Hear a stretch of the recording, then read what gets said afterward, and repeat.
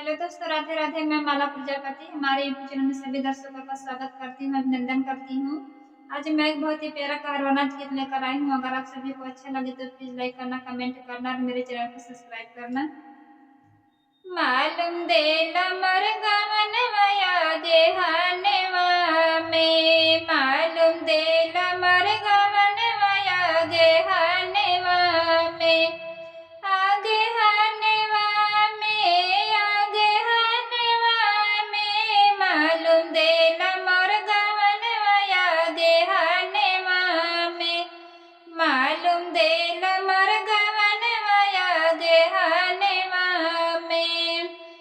नवलई के पातिया वे भीतर फाट लागी छाती, पंडित पोथिया विचार आगे हनेवा में, पंडित पोथिया विचार आगे हनेवा में, मालूम देला मर गवन वया गे हनेवा में, मालूम देला मर गवन वया गे हनेवा में।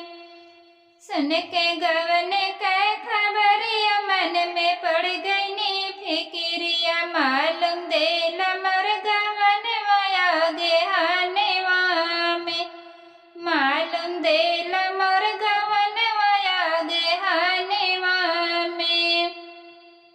आइल सैया के बरतिया देखन चली सब सखिया, आई सैया के बरतिया देखन चली सब सखिया, गावे गीतिया लचरिया गे हनेवा में, गावे गीतिया लचरिया गे हनेवा में, मालूम देला मर गवन वया गे हनेवा में, मालूम देला मर गवन वया गे हनेवा में।